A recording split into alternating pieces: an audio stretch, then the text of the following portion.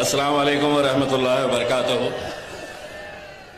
मैं अभी हमारे क़ायद जनाब बैरिस्टर असदुद्दीन अवैसी साहब के साथ गाड़ी में आ रहा था और उनको ये बता रहा था कि असद भाई देखिए कि एक वो वक्त था कि मुंबई में जलसे नहीं लिए जा सकते हैं, तुम इस इलाके में नहीं आ सकते हैं, यहाँ पर पुलिस वाले परमिशन नहीं देते हैं, कहीं पर पुलिस परमिशन देकर कैंसिल कर देती है।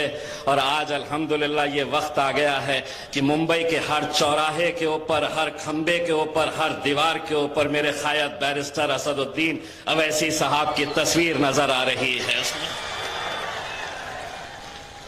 मैं बहुत बहुत शुक्रगुजार हूँ हमारे मलाड के मजलिस की पूरी टीम का, हमारी बहन रिजवाना ईसा का, नासिर कुरैशी साहब का और इरफान खलीफा साहब का। मुझे बता रहे थे कि बहुत तकलीफें दिए हैं, कई जगह के ऊपर पोस्टर्स और होर्डिंग्स फाड़ने की कोशिश की गई, कई जगह के ऊपर फाड़े हैं।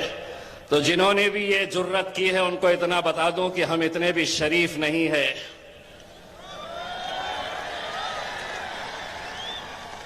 या यूं समझ लीजिएगा हम जरा से शरीफ क्या हो गए तो तुम पोस्टर फाड़ने निकल गए हैं। अल्हम्दुलिल्लाह आज बैरिस्टर असदुद्दीन अवैसी साहब आए हैं। हमारा तो प्लान ये था कि अकबर अवैसी साहब भी साथ में आएंगे, लेकिन आपको मालूम है कि अकबर अवैसी साहब की तबीयत नासाज होने की वजह से वो आ नहीं सके हैं। मुझे ये भी बताया गया है कि यहां पर यह बात चलाई जाती थी कि अवैसी भाई कहीं पर भी आ जाएंगे कि लेकिन मलाड के अंदर नहीं आएंगे, हम उन्हें आने नहीं देंगे। उन तमाम लोगों को जो ये ख्याली पुलाव बना रहे थे, अगर देखना है तो देख लो।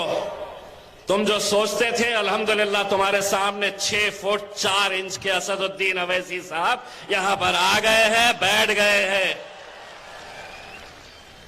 और अभी सिर्फ दस्तक देने के लिए आए हैं।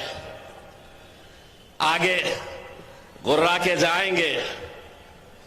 वो जमात नहीं है हम कि जो गुलामों की तरह काम करती है।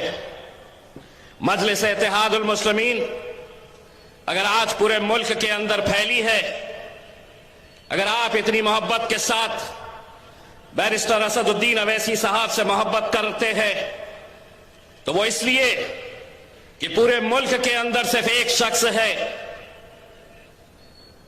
जिसके अंदर ये हिम्मत है, जिसके अंदर ये जुर्रत है, जिसके अंदर ये ताकत है कि वो आज हिंदुस्तान की सबसे अजीम पार्लियामेंट के अंदर खड़े रहकर अगर सामने नरेंद्र मोदी हो या अमित शाह हो, पूरे पार्लियामेंट के अंदर मैं गवाह हूं इस बात का, 550 के ऐवान के अंदर अगर इनकी आंखों में आंखें डालकर सवाल करने की हिम्मत किसी में है तो मेरे क़ायद बैरिस्टर असदुद्दीन अवैसी के अंदर है। बाकी तो पूरे लल्लू पंजू है भाई। और ये जो है ना, इनके अम्मा ने बोली बैठो तो पूरे बैठ जाते हैं, खड़े रहो तो खड़े हो जाते हैं। मुझे एक बात यहां पर बताई गई है कि मालवनी इलाके के अंदर बहुत सारी गरीब बस्तियां हैं, लेकिन मालवनी की पहचान किस बात के लिए हो रही है? तो नशे के कारोबार के लिए हो रही है। मैं मालवनी की पुलिस को यह बताना चाहता हूं, अगले कुछ दिनों का हम वक्त दे रहे, अगर ये कारोबार आपने बंद नहीं करवाए तो इम्तियाज जलील खुद आएगा यहां पर मालवनी में ये नशे का कारोबार बंद करने के लिए। मैं मालवनी पुलिस के तमाम वरिष्ठ अधिकारियों को यह कह रहा हूं कि हम अपनी आंखों के सामने हमारी नौजवान नस्ल को बर्बाद होते हुए नहीं देख सकते। और कोई साथ दे ना दे, मेरी माएं और बहनें मेरे साथ पूरी ताकत के साथ खड़े रहेगी। मैं तमाम मजलिस के जिम्मेदारों को यह कहता हूं, रिजवाना जी एक एक के घर में जाइए, मुझे बताइए किन किन इलाकों के अंदर, किस थाने के अंदर ये नशे का कारोबार चल रहा है। अगर कुछ दिनों के अंदर अगर ये बंद नहीं होता है पूरी तरीके से, मालवनी की आवाम, नौजवानों, बुजुर्गों, मेरी मां और बहनों, मैं तुम्हें इतना यकीन दिलाता हूं, मालवनी की सड़कों के ऊपर इतना भव्य मोर्चा नहीं देखे होंगे जितना मोर्चा हम निकालेंगे यहां पर, और उसमें आप लोग हमारा साथ देंगे। मुझे मालूम है कि आज इस मुल्क के अंदर एक साजिश के तहत नशे का कारोबार इन बस्तियों के अंदर खोला जा रहा है।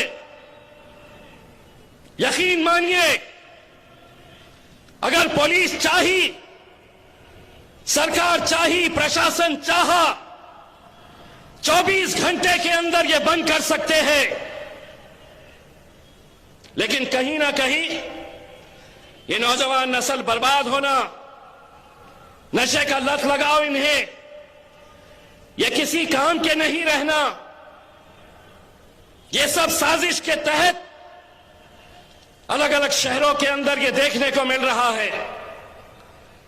मुझे यकीन है यहां की पुलिस इस बात को संजीदगी से लेगी और यह कारोबार बंद करेगी। अगर नहीं करेगी तो इम्तियाज जलील सड़क के ऊपर उतरेगा और यहां पर एक भव्य मोर्चा निकालेगा, पुलिस के खिलाफ निकालेगा कि तुम नहीं बंद कर रहे।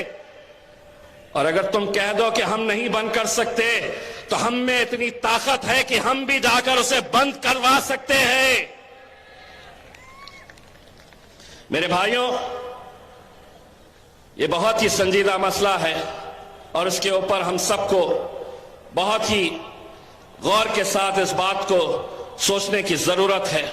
मैं सिर्फ इतना कहना चाहूंगा कि आज जो हालात है मुल्क के, उसे देखते हुए, आने वाला वक्त कैसा है उसे देखते हुए, समझते हुए, हम सब की जिम्मेदारी है कि हम अपनी जमात को मजबूत करें, बैरिस्टर असदुद्दीन अवैसी साहब को मजबूत करें।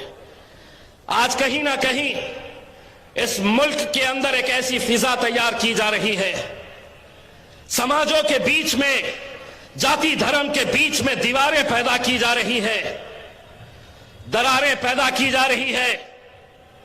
हर रोज टीवी के ऊपर कैसे कैसे बयान आ रहे।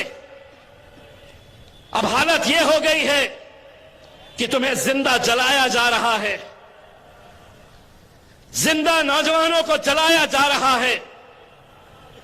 लेकिन इतना होने के बावजूद भी कोई बोलने के लिए तैयार नहीं है, कोई लड़ने के लिए तैयार नहीं है। अगर तुम्हारी तरफ से कोई बोल रहा है, तुम्हारी तरफ से कोई लड़ रहा है, तो तुम जानते हैं कि वो सिर्फ बैरिस्टर असदुद्दीन अवैसी साहब है। लेकिन नहीं, मैं तो सेक्युलर हूं, मैं तो जाऊंगा, इसके साथ जाऊंगा। मेरा मालिक कौन? तो मेरा आका शरद पवार है। मेरा नेता कौन है? तो राहुल गांधी है।